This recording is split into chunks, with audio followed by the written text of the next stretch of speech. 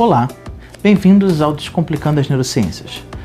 Esta oficina de hoje, ela é parte do módulo do Toque ao Braille e ela visa a nós introduzirmos vocês à leitura e escrita do Braille.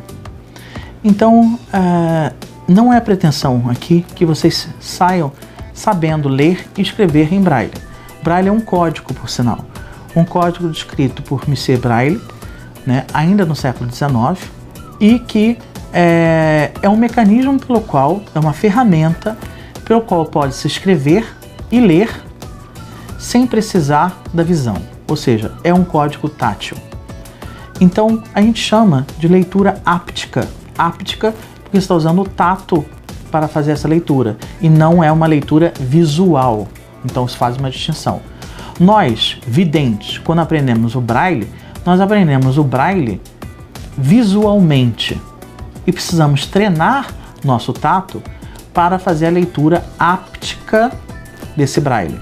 Então, o Braille é um código. Eu posso visualizar, como vocês podem ver aqui, e podem acessar no material indicado, mas isso, para nós videntes, é a visualização desse código. Eu preciso utilizar a ponta dos meus dedos, e isso vocês vão poder analisar como é que eu tenho a discriminação e a adaptação tátil através de duas outras oficinas presentes nesse módulo, que são as de discriminação e de adaptação tátil. Bem, na leitura do Braille primeiro, nós temos aqui, podemos visualizar, um livro, uma revista, na verdade, escrito em Braille. Vejam, é um alto relevo.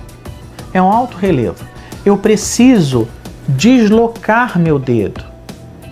Recorrendo a outra oficina, ao conteúdo de outra oficina, que é a de adaptação, eu, ao passar o dedo, consigo discriminar os pontos em sequência em uma distância de 0,2 centímetros, ou seja, 2 milímetros, entre cada alto relevo.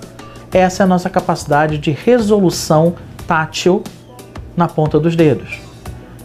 Como visto na oficina de discriminação, cada parte do nosso corpo apresenta uma capacidade discriminativa diferente. Então aqui nós associamos a discriminação tátil com a adaptação tátil. Por isso, sempre ao deslocamento para que a leitura possa ser realizada. Tá? Bem, partindo aqui, se aprende direto a leitura assim? Não. É muito difícil, é muito complicado, exige bastante capacidade de adaptação e de reconhecimento desses pequenos padrões, que vão ser ditos como a organização do código Braille. Então, para isso, podemos trabalhar, e fazemos isso na oficina, através de quê? Plaquinhas de isopor, onde nós marcamos com tampas de garrafa e cortamos. A célula Braille, ela apresenta 6 relevos, alto para cima, relevos. Então nós vamos fazer 6 furos com distâncias equivalentes entre cada um deles e podemos usar as tampinhas como algo aqui. Sem olhar para aquela célula, eu poderia dizer, está na posição 1 e na posição 4, que é numerado como 1, 2, 3, 4, 5, 6. Tá? Nesse ponto aqui, esses 6, como são numerados, eu posso dizer a posição 1 e a posição 4 equivale à letra C. A posição 1 equivale à letra A. As posições 2, 3 e 4, a letra S. E a posição A, a posição 1, a letra A de novo. Casa. Então, isso é uma maneira macro de eu poder fazer essa combinação, uma leitura, um aprendizado do código, da disposição dessas letras ou sinais ou símbolos. Um outro mecanismo é o gira-braille. O gira-braille, ele possibilita que eu gire dentro de um padrão de matriz e ache a combinação. Aqui nós temos a combinação 1 e 2, que é o B. 1, 2, 3, que é o L. E o 1, que é a bala. Tá? Então, assim nós fazemos a leitura.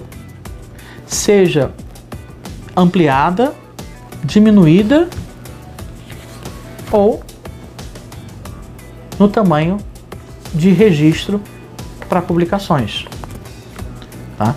Bem, se você quiser aprender um pouco mais e conhecer um pouco mais sobre a leitura do Braille, você pode verificar o livro Conhecendo e Aprendendo o Braille, onde é descrito não só o histórico do Braille, mas também a célula Braille e a maneira simplificada de se ler e de escrever em Braille.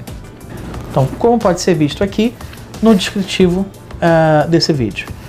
Bem, nós vimos como se lê, mas como se escreve? O livro também explica isso, mas para se escrever no Braille, nós precisamos fazer uma alteração de relevo numa superfície. Esse relevo pode ser em placas, como em museus que a gente encontra, no elevador, que você observa em qualquer elevador, ou em papel, como nós temos correntemente em todas as caixas de medicamento, tem a escrita em Braille ali. Como vamos fazer a escrita em Braille?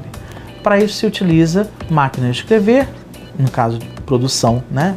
Uma quantidade, impressoras, mas existe a reglete, que é uma técnica da escrita que nós utilizamos aqui nessa oficina. A reglete, ela pode ser de dois tipos: a reglete positiva e a reglete tradicional. Essas regletes utilizam papel, mas não papel fino, 90 ou 75 gramas, comumente usado por nós. Um papel mais grosso, por exemplo, 120 gramas. Tá? Lustroso ou não, mas tem que ser um papel mais grosso, 120, 150 gramas. Esse papel, ele precisa ser grosso porque ele precisa fazer o relevo. Precisa ser feito nele um relevo. Então, qual é a diferença entre a reglete tradicional e a reglete positiva? Se vocês observarem aqui, a reglete positiva, ela apresenta já a combinação em cada célula dos seus 6 componentes e a punção apresenta um relevo, um baixo relevo aqui, de forma que ao colocar o papel e fazer o preenchimento, por exemplo, da posição 1, da posição 4, da posição 1, da posição 2, 3 e 4. E de novo, da posição 1, eu escrevo casa.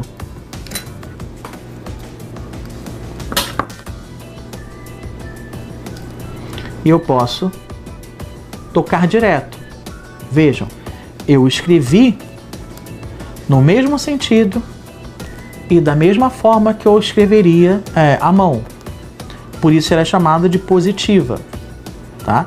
E eu lerei como leria de qualquer forma, passando o dedo e decifrando esse código, tá? Entretanto, quando se usa a reglete tradicional, a punção, vejam a diferença. Aqui eu tenho uma concavidade, aqui eu não tenho.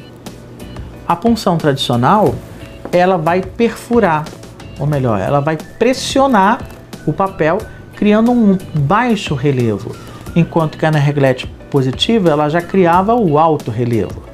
Então eu não posso escrever no sentido tradicional da escrita.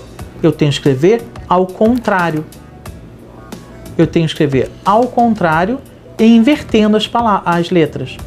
Então, se casa se escreve com C é 1 e 3, tudo bem.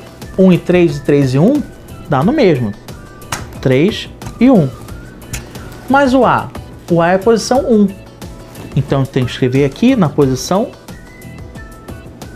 1. Não, eu tenho que escrever na posição invertida. Estão entendendo? Tem que escrever na posição 3.